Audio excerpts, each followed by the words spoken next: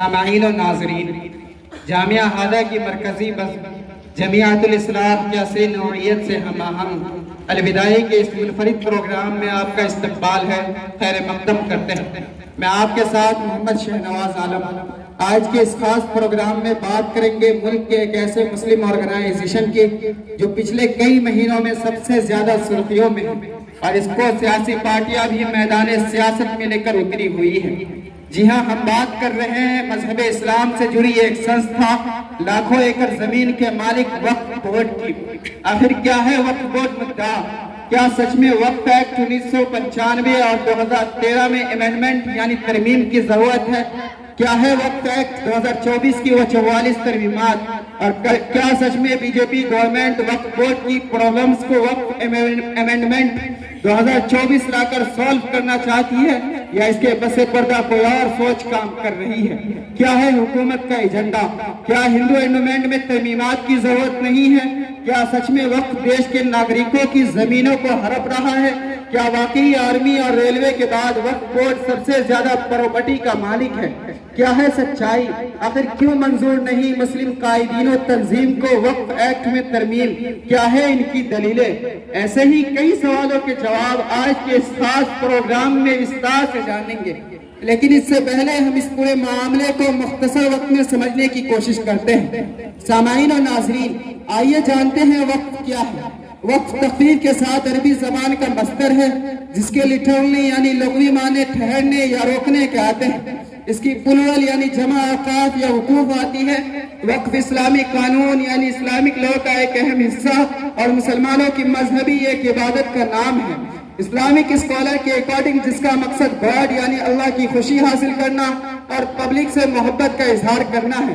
اس طرح public welfare یعنی عوامی فلاح و بہبود، تعلیم و ترقی کے لیے مثلا مسجد، مدرسہ، مکتب، اسکول، کالجز، یونیورسٹیز وغیرہ قائم کرنا اور غریبوں، یتیموں، محتاجوں کی امداد کرنا ہے۔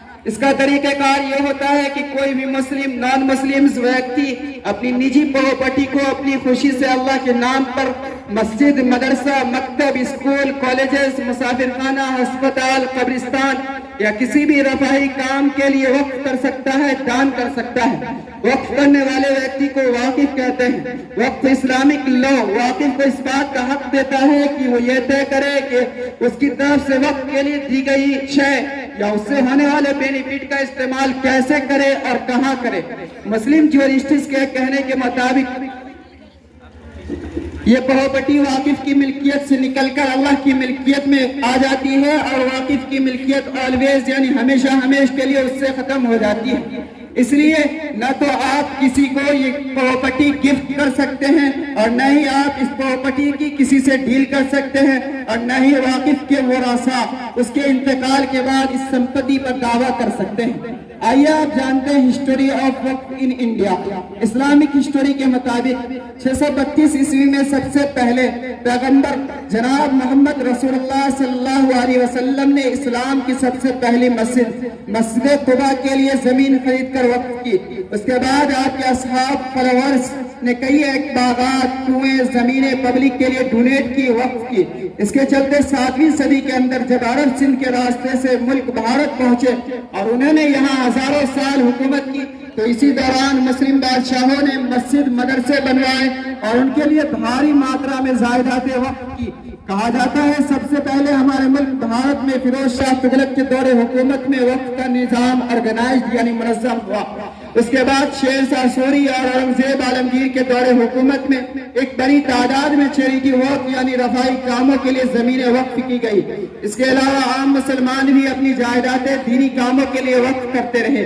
الگ الگ صوبوں میں نوابوں نے زمینیں وقف کر کے مدرسے بنوائے، لیکن جب برٹش گورنمنٹ کے دور حکومت میں مدارس کو بند کر دیا گیا اور اوقاف کی پراپرٹی کا بے دریغ استعمال ہونے لگا تو مسلمانوں کے پروٹیسٹ کرنے کی وجہ سے انگریز حکومت میں وقف ایکٹ 1923 بنایا گیا۔ پھر ملک کی آزادی کے بعد ورش 1954 میں نہرو سرکار کے سمے وقف ایکٹ 1954 پارت کیا گیا، جس کے بعد اس کا سنٹرلائزیشن ہوا. پھر 1995 میں وقف ایکٹ 1954 کو منسوخ کر پی وی نرسمہا راؤ کی قیادت میں وقف ایکٹ 1995 بنایا گیا، جس کے تحت نان مسلم ویکتی کو اپنی پراپرٹی وقف کرنے کا اختیار دیا گیا. اس کے بعد وقف میں اگلا بڑا بدلاؤ 2013 میں ہوا. دیش بھر میں وقف سمپتیوں کے تحفظ کے لیے جغرافیائی انفارمیشن سسٹم GIS کی ویوستھا کی گئی تاکہ سمپتیوں کا صحیح اور سٹیک ریکارڈ رکھا جا سکے. آڈینس، وقف بورڈ سے جڑی ابھی تک جو بھی بل آئے، سنشودھن آئے، ہم نے ان کے بارے میں وستار سے جانا. آئیے اب بات کر لیتے ہیں اس بل کی جو سرکار لے کر آئی ہے. 8 اگست 2024 کو حکومت کی طرف سے منسٹر آف منورٹی افیئرز، وزیر برائے اقلیتی و پارلیمانی امور کرین رجیجو نے ایوان زیری لوک سبھا 2000 وقف امینڈمنٹ ایکٹ 2024 پیش کیا، جس کو شارٹ فارم میں امید نام دیا گیا ہے، اور مخالفت کی پارٹی نے اس کی شدید مخالفت کی ہے. آج کے اس خاص پروگرام میں ہم اسی مدعا پر بات کرنے کے لیے ایک خاص مہمانوں کا انتخاب کیا ہے. ہمارے دائیں جانب اس بل کی موافقت میں اتر رہے ہیں تو وہی ہمارے بائیں جانب اس بل کی مخالفت میں اتر رہے ہیں. ایک اس بات کے قائل ہیں کہ وہ یہ کہنا چاہتے ہیں کہ یہ بل آنی چاہیے، تو وہی دوسرے اس بات کے قائل ہیں کہ ان کا کہنا ہے کہ یہ بل نہیں آنی چاہیے. تو میں سب سے پہلے دائیں جانب والے سے درخواست کرتا ہوں کہ آپ کو کیوں لگتا ہے کہ یہ وقت بل آنی چاہیے، آپ اپنی رائے یہاں پر پیش کریں تاکہ آپ کے سامنے والی ٹیم آپ کی رائے سے سن سکے اور سامعین و ناظرین تک آپ کی رائے پہنچ سکے.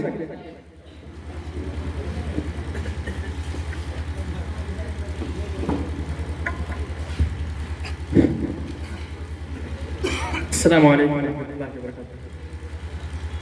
سب سے پہلے میں آپ سب کا شکر ادا کرتا ہوں کہ آپ نے مجھے اس ڈیبیٹ میں موقع دیا.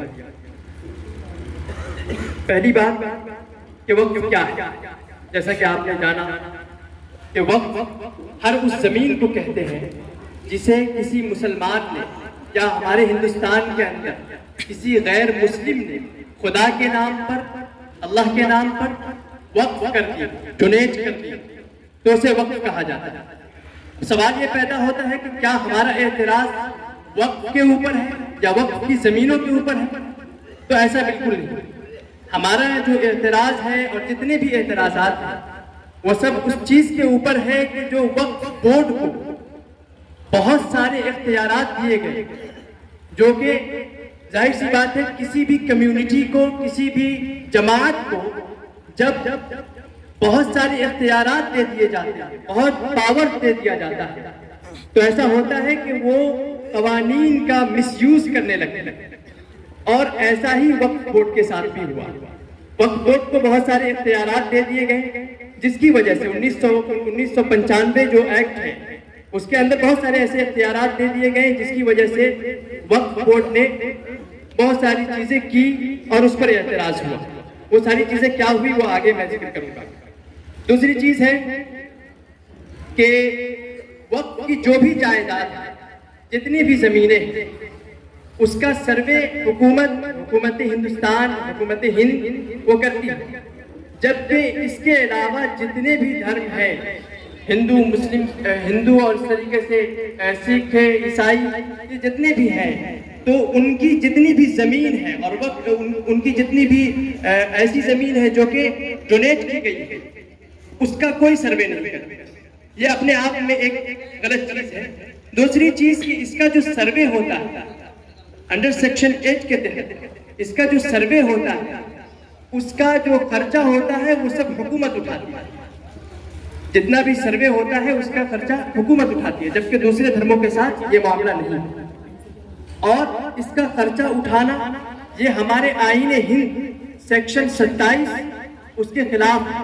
کیونکہ ہمارا جو سیکشن 27 ہے وہ کہتا ہے کہ کسی بھی ناگرک کے دیے گئے ٹیکس کو اور اس سے وصولے گئے ٹیکس کو کسی بھی مذہب کے فروغ کے لیے، کسی بھی مذہب کے خاص ادارے کے لیے استعمال نہیں کیا جائے گا. تو یہ پیسہ اس کے لیے استعمال کیوں کیا جاتا ہے؟ ظاہر سی بات ہے یہ جو اختیار ہے یہ ایک زائد اختیار ہے. اسی طریقے سے آگے چلیں تو جب اس کو سارے اختیارات دیے گئے تو اس نے ایک اور اختیار یہ دیا کہ جب بھی کسی سروے کے تحت جب بھی کسی زمین پر وقف دعویٰ کر دے کہ یہ میری زمین ہے، جب بھی کوئی زمین پر دعویٰ کر دے کہ یہ میری زمین ہے، تو جو اس زمین کا اس وقت فی الحال مالک ہے اسے بغیر انفارم کیے ہوئے وہ زمین وقف کی ہو جائے گی۔ اگر ہم یہاں پہ رہ رہے ہیں، کسی ایسی زمین پہ رہ رہے ہیں جہاں پر وقف نے دعویٰ کر دیا، تو مجھے پتہ بھی نہیں چلے گا کہ یہ ہماری زمین اب وقف کی ہو چکی ہے۔ معلوم پڑے گا جب ہم بیچنے کی کوشش کریں گے یا کچھ اس میں ترمیم کرنے کی کوشش کریں گے تو پتہ چلے گا 30 سال بعد 20 سال بعد یہ تو وقف کی ہو چکی ہے، وقف بورڈ آ کر کے نوٹس دکھا دے گا کہ یہ میری زمین ہے۔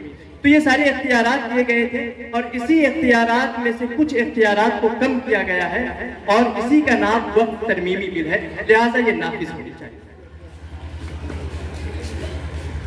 سامعین و ناظرین، آپ نے ابھی سنا کہ یہ بل کیوں آنی چاہیے۔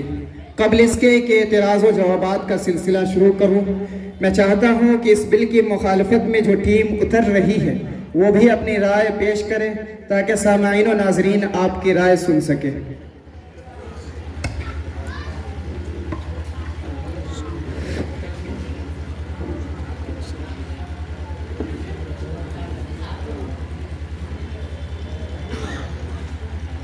السلام علیکم ورحمۃ اللہ وبرکاتہ۔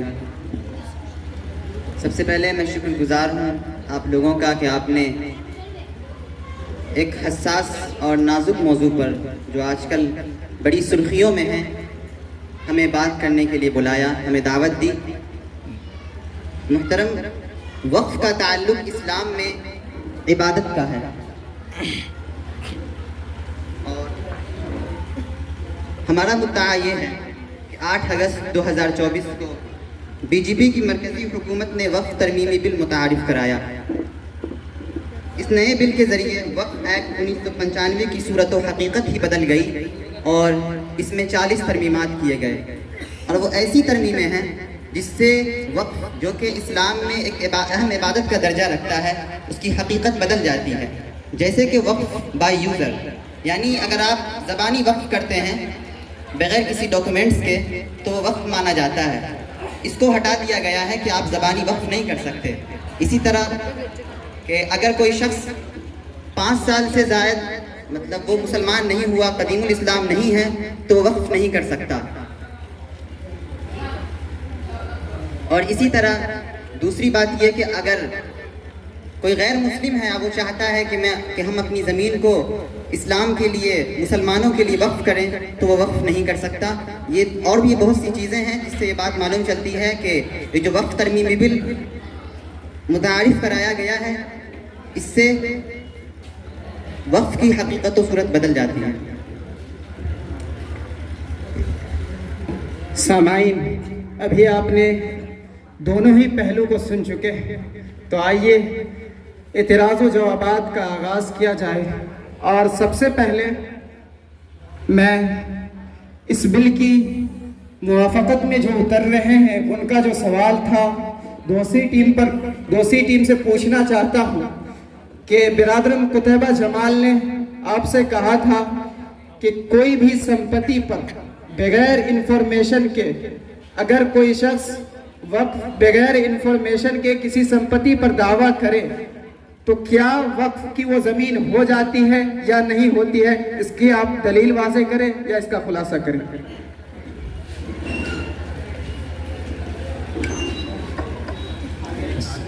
بسم اللہ الرحمن الرحیم۔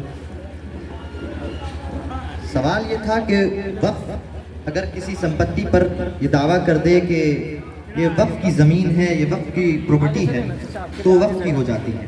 ایسا بالکل بھی نہیں ہے۔ وقف بورڈ کا ایک پورا پروسیجر ہے، پورا نظام ہے۔ اس نظام کے تحت اس زمین، اس جائیداد اور اس پراپرٹی کی جانچ پڑتال ہوتی ہے، اس کے بعد ہی کہا جاتا ہے کہ یہ وقف کی زمین ہے یا نہیں۔ اور یہ کہ بنا کسی نوٹس کے وقف بل یہ دعویٰ کر دیتی ہے کہ یہ زمین ہے، اور جب اس کا مالک اسے بیچنے جاتا ہے یا کسی کام میں لانا چاہتا ہے تو اس کو پتہ چلتا ہے کہ میری زمین، میری جائیداد وقف کے نام ہو چکی ہے۔ ایسا نہیں ہے۔ وقف نوٹیفیکیشن جاری کرتا ہے، اخبار میں شائع کرتا ہے۔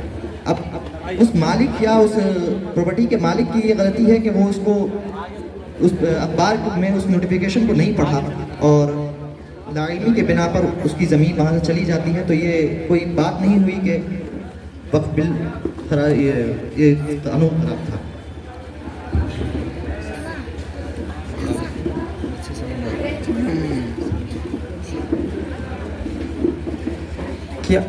کیا ایسا ہی ہے جو برادرم عباد الرحمان نے کہا؟ اور اگر ایسا نہیں ہے تو آپ بھی ان کے سوالوں کا جواب دے سکتے ہیں۔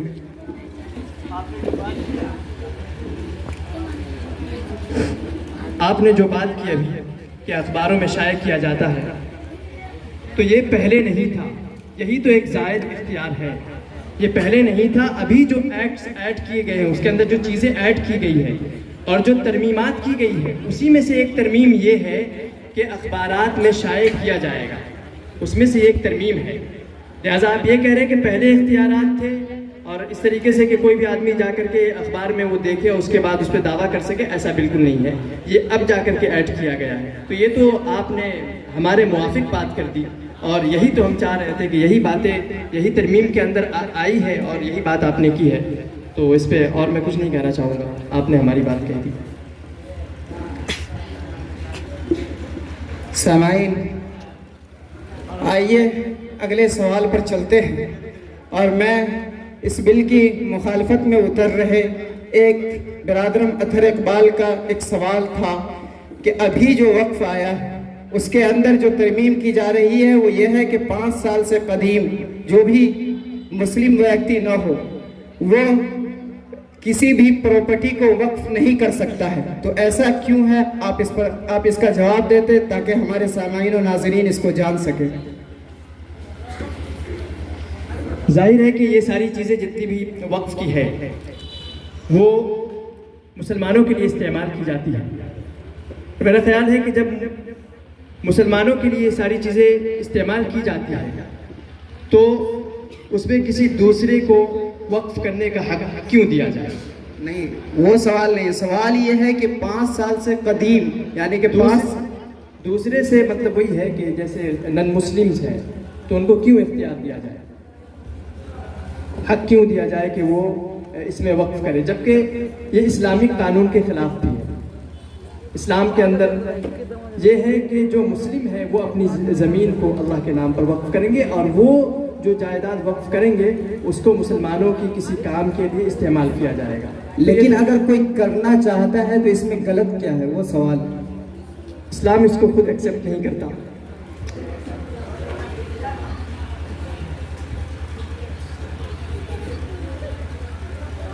آپ نے کہا کہ کوئی غیر مسلم آخر کیوں کسی دوسرے مذہب کے لیے وقف کرے گا؟ میں بتلا دوں کہ آئین، پہلی بات تو یہ آئین کے خلاف ہے۔ آئین میں ہے کہ کوئی شخص اپنی جائیداد کو، اپنی پراپرٹی کو کسی بھی مذہب کے لیے وقف کر سکتا ہے، اسے اس کا اختیار ہے۔ یہ تو آئین کے خلاف آپ نے بات کہہ دی کہ کوئی غیر مسلم مسلمانوں کے لیے وقف نہیں کر سکتا۔ ذرا آپ اس کی وضاحت کریں گے کہ آئین کے کس سیکشن کے تحت یہ کہا گیا ہے کہ یہ خلاف ورزی ہے؟ ذہن میں مستحضر نہیں ہے، یہ تو آپ نے بغیر کسی دلیل کے بات کہہ دی۔ میں آپ کو دکھا سکتا ہوں کتاب، خیر، ابھی فی الوقت اسی وقت۔ تو وقف کے اندر یہ ترمیمات کی گئی ہے، ظاہر سی بات ہے کہ جو ترمیمات کی گئی ہے وہ آئین ہند کو سامنے رکھ کر کے کی گئی ہے۔ ایسا تو نہیں ہے کہ اس کے اندر جو ترمیمات کی گئی ہے وہ آئین ہند کی خلاف ورزی کرتے ہوئے کی گئی ہے۔ لیکن اسی وقت میں ایک اور سوال ہے کہ 5 سال پرانا مسلمان ہونا ضروری ہے۔ جب تک 5 سال نہ گزار لے تب تک وہ ویکتی اپنی پراپرٹی کو وقف نہیں کر سکتا ہے۔ ایسے بل کیوں لانا چاہتی ہے حکومت؟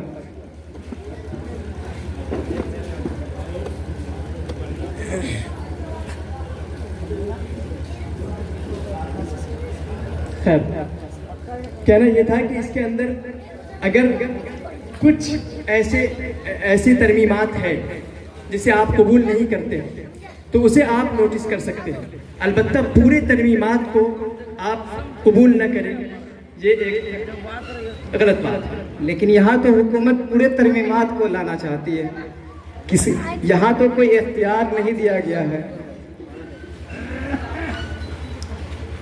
کیسے اختیار نہیں دیا گیا؟ جب آپ کوشش کر رہے ہیں کہ وقف ترمیمی بل کو مکمل طور پر رد کر دیا جائے، تو یہ بھی کوشش کی جا سکتی ہے کہ جو کچھ ایسے ترمیمات ہیں جو کہ آئین کے خلاف ہیں اس کو آپ رد کریں، یہ زیادہ بہتر ہوگا۔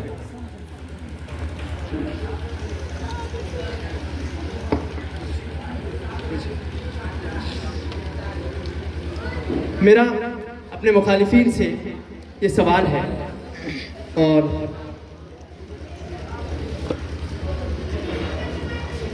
کہ وقف نے اتنی زمین کہاں سے لائی؟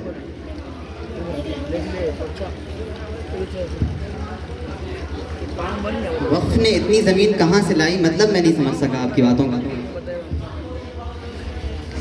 بات ایسی ہے کہ جتنے بھی لوگ وقف کے اس قانون پر جو بھی اعتراض کرتے ہیں، ان کا یہ کہنا ہے کہ وقف نے دوسروں کی زمین پر کچھ نہ کچھ زمینوں پر قبضہ کر رکھا ہے، اور ساتھ ہی یہ بھی کہنا ہے کہ کچھ لوگوں نے وقف کی زمین کو اپنے نفع کے لیے استعمال کیا ہے اور ابھی بھی کر رہے ہیں۔ تو میں یہ سوال پوچھنا چاہتا ہوں کہ کیا آپ کو اس وقف کے آنے سے یہ ڈر ہے کہ جو وقف نے زمین قبضہ کر رکھی ہے وہ چھن جائے گی، یا یہ ڈر ہے کہ وقف کی زمینوں پر جو لوگ قبضہ کر رکھے ہیں وہ وقف کے پاس چلی جائے گی؟ میں مانتا ہوں کہ وقف بورڈ میں خامیاں ہیں، کرپشن ہے، لیکن کرپشن تو ہر وقف بورڈ میں، ہندوؤں کے جو وقف بورڈ ہے اس میں بھی کرپشن ہے، اس میں بھی خامیاں ہیں۔ آج وقف بورڈ کے پاس، مسلم وقف بورڈ کے پاس تقریباً 9 لاکھ ایکڑ زمین ہے پورے ہندوستان میں، لیکن اگر صرف اڑیسہ کی بات کی جائے جو ایک چھوٹا سا شہر ہے، اس کے پاس 12 لاکھ ایکڑ زمین ہے۔ میں پورے ہندوستان کی بات نہیں کر رہا ہوں، صرف اڑیسہ کی بات کر رہا ہوں، اس کے پاس 12 لاکھ ایکڑ زمین ہے۔ تو صرف ترمیم کی ضرورت مسلمانوں کے وقف بورڈ میں ہی کیوں پڑی؟ ان کے وقف بورڈ میں ترمیم کیوں نہیں کی گئی؟ برادر مطہر اقبال کا کہنا ہے کہ آخر مسلمانوں ہی کے وقف میں ترمیم کی کیوں ضرورت ہے، باقی مذاہب میں کیوں نہیں ترمیم کی ضرورت ہے؟ یہ ایک الگ سوال ہے۔ ہم یہ نہیں کہہ سکتے کہ اس وقف کے اندر کیوں نہیں کیا جا رہا یا ان کی جائیداد کے اندر کیوں نہیں کیا جا رہا۔ ابھی جو مسئلہ ہے ہمارے سامنے ہم اس پر بات کریں گے، اس پر کیوں نہیں کیا جا رہا وہ ہمارا موضوع ہے۔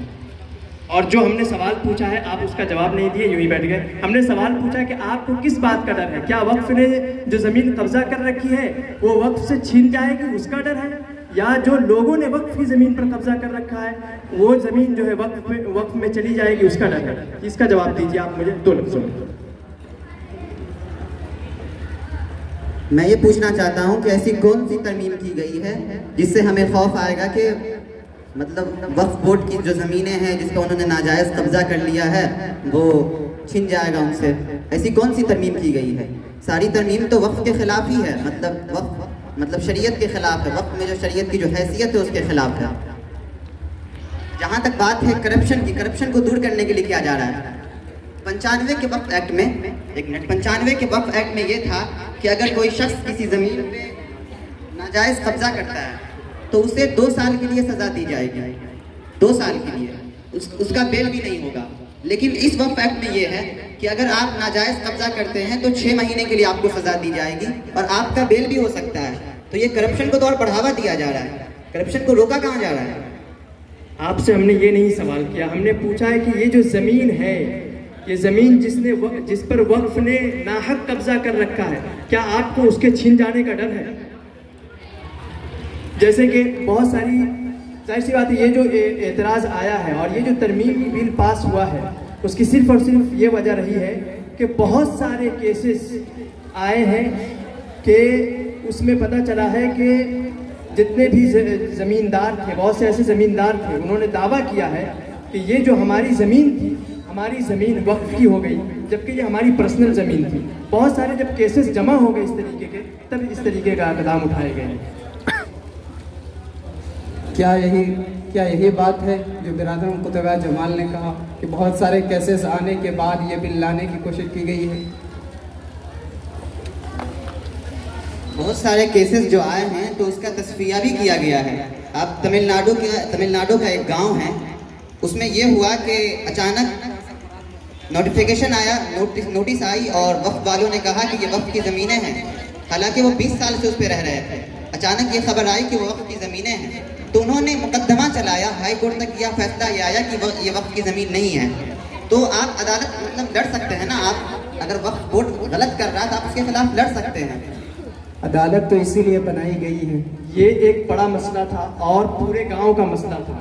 300 تقریباً 369 ایکڑ زمین کا مسئلہ تھا اور اس طریقے سے بہت ساری جگہوں پر ہوا تھا. تو وہ سارے مسئلوں کو جوڑ کر کے ایک بار اپیل کی گئی. کیا یہ ہو سکتا ہے کسی غریب کی 1 کٹھے زمین کو اگر قبضہ کر لیا جائے, 2 کٹھے کے اوپر قبضہ کر لیا جائے تو وہ کورٹ کے چکر لگائے اور وہ اس پہ پیسے خرچ کرے؟ بالکل نہیں ہو سکتا. وہ اس کی استطاعت رکھتا ہی نہیں ہے. تو کس طریقے سے آپ کہیے گا کہ کورٹ تک جائے؟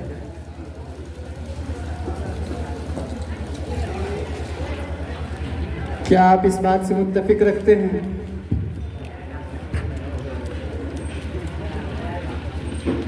اگر وقف بورڈ کسی غریب کی زمین پہ ناجائز قبضہ کر لیتا ہے تو اگر وہ عدالت جانے کا پیسہ اس کے پاس نہیں ہے تو وہ وقف ٹریبونل جا سکتا ہے اور اس میں اس کا فیصلہ ہو سکتا ہے. خیر, مجھے معلوم ہے کہ آپ مجھے سیٹسفائیڈ نہیں کر سکتے اس میں. آپ نے جو بات کہی ہے وہ یہ کہی کہ وقف ٹریبونل جا سکتا ہے, جبکہ ایسا کچھ ہے نہیں. وہاں جب جائیں گے تو ان کا جو فیصلہ ہوتا ہے وہ حتمی فیصلہ ہوتا ہے, اس کے بعد آپ دعویٰ بھی نہیں کر سکتے. تو خیر, میں اب اس کو اور پڑھانا نہیں چاہوں گا کیونکہ آپ اس سوال کا جواب دے ہی نہیں سکتے. اس کے بعد میں برادر مطہر اقبال سے درخواست کرتا ہوں کہ آپ کوئی سوال ہے تو وہ آپ کر سکتے ہیں مخالفین کی ٹیم سے.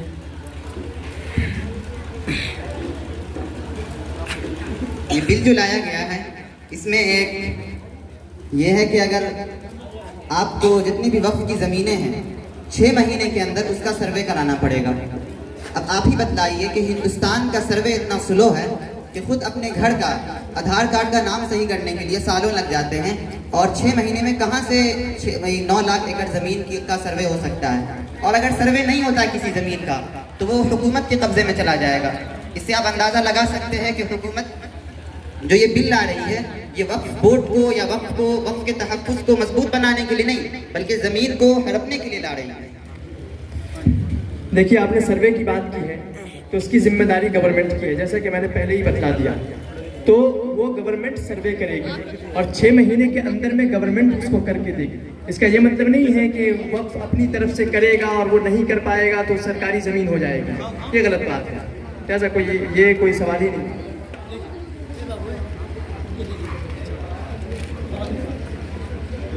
میں چاہوں گا کہ اس بل کی موافقت میں اتر رہے جناب جیشان صاحب, کیا آپ بھی اگر کوئی سوال رکھنا چاہتے ہیں تو رکھیں. جناب, وقف بورڈ کے پاس جو اتنی زمین انہوں نے کیا کیا ہے؟ اب دیکھیں کہ دہلی جامع مسجد کے سامنے 600 گز وقف بورڈ کی زمین ہے, لیکن اس زمین پر ابھی مسلم سرمایہ داروں نے اپنی ذاتی دکانیں بنا رکھی ہیں. اسی طریقے سے آپ دوسری مثال لے لیں کہ حیدرآباد کی مدینہ مارکیٹ کو واقف نے اس شرط کے ساتھ وقف کیا تھا کہ اس کا پورا پیسہ مدینہ منورہ جائے گا, لیکن ایک بھی اس کا پیسہ مدینہ منورہ نہیں جا رہا ہے. سر, یہ چند مثالیں ہیں آپ کے سامنے.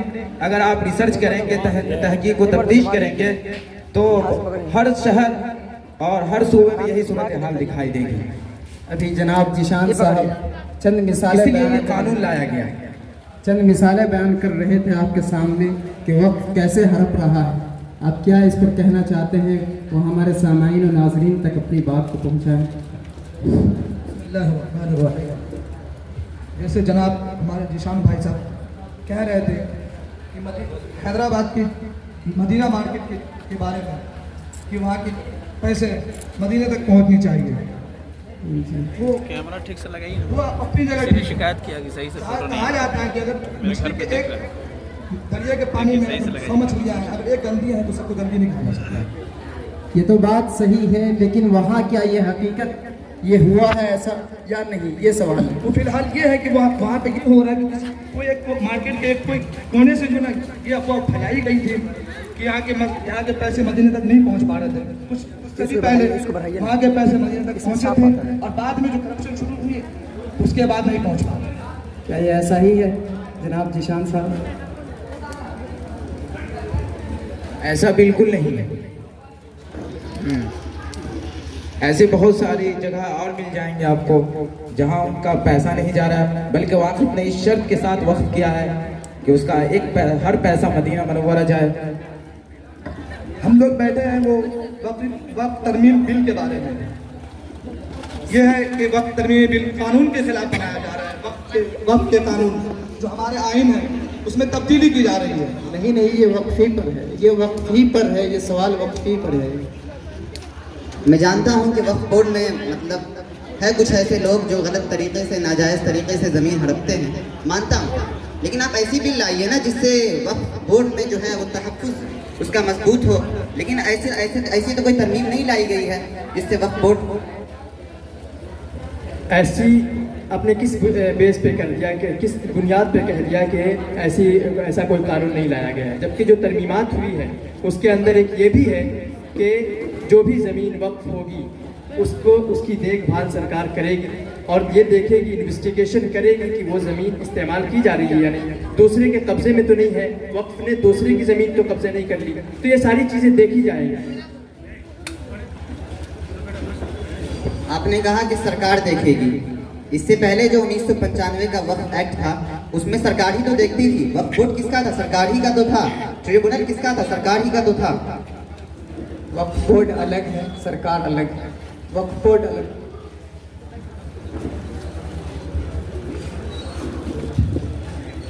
सामाईन और नाज़रीन, डिबेट के दोनों पहलू वक्फ तरमीमी बिल के मुवाफिक वाले की राय और वक्फ तरमीमी बिल के मुखालिफ वाले दोनों की राय आपके सामने आ चुकी है। तो इसी के साथ मैं अपनी डिबेट का इख्तिताम करता हूँ। अस्सलामु अलैकुम वरहमतुल्लाह।